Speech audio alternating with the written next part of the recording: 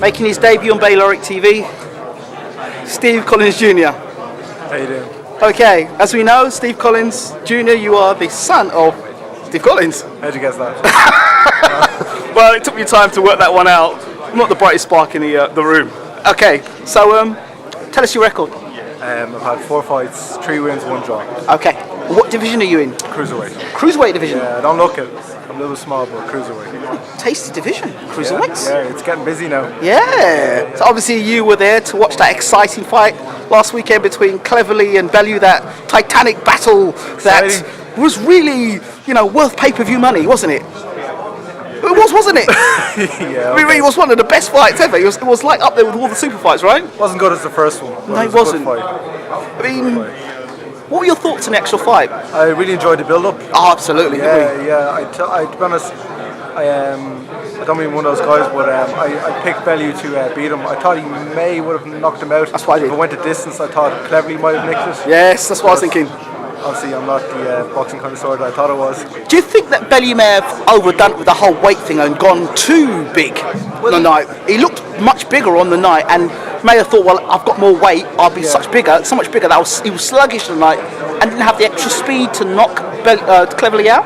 Well, he's carrying a lot of power now. He used to struggle to make light heavyweight. And you ask any boxer if they're struggling and drying out to make a weight, and they lose their power. So I think in the amateurs he was a heavyweight. Yes. So he may not look in the shape that he used to be, and maybe a bit softer than usual, but he probably feels better himself. He probably feels stronger. He probably feels like he's more energy. Yeah. And So, I don't mean to say like he was overweight, but for this particular fight against Cleverly, he made so much about the weight that maybe he may have put a few extra pounds on more to think he could have got Cleverly out of there. Maybe bully him a bit. Which he did bully him. Yeah, he did. But he didn't knock him out. No. So that puts question marks again about his punch power. No, he has power.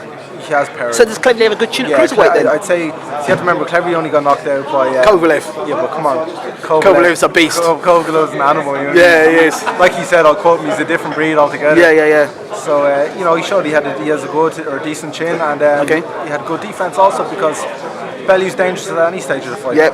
So, okay, let's talk about your career now. That's what we hear about. Cruiserweight.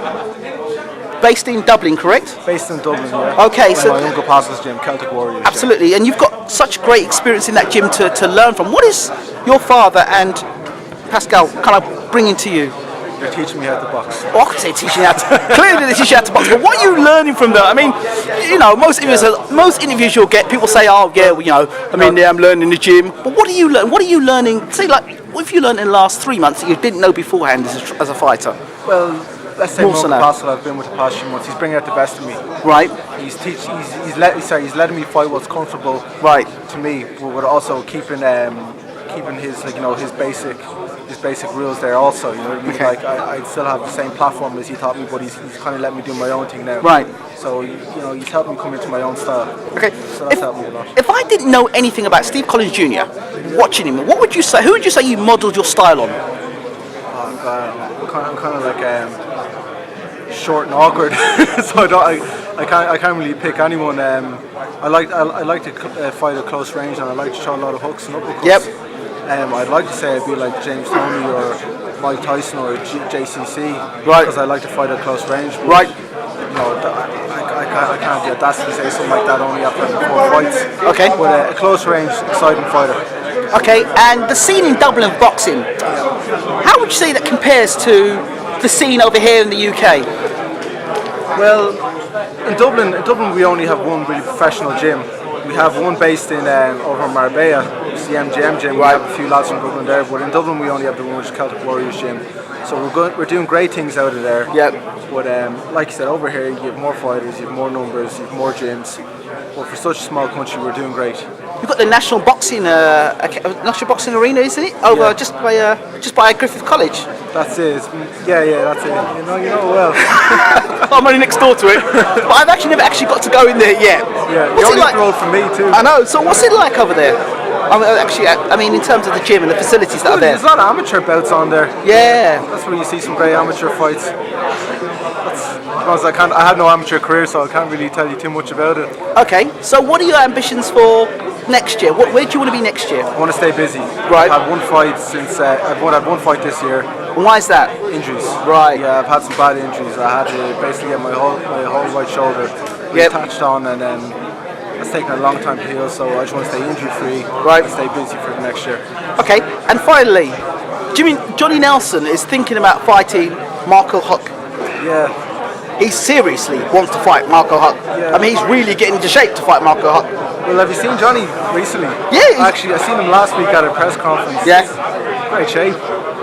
What do you think? I wouldn't put it past him. I think the Johnny Nelson that fought back in his prime turns up in a day. Yeah. You know, even half that I say he'll do the job. But Huck's sorry, what was I saying? Yeah.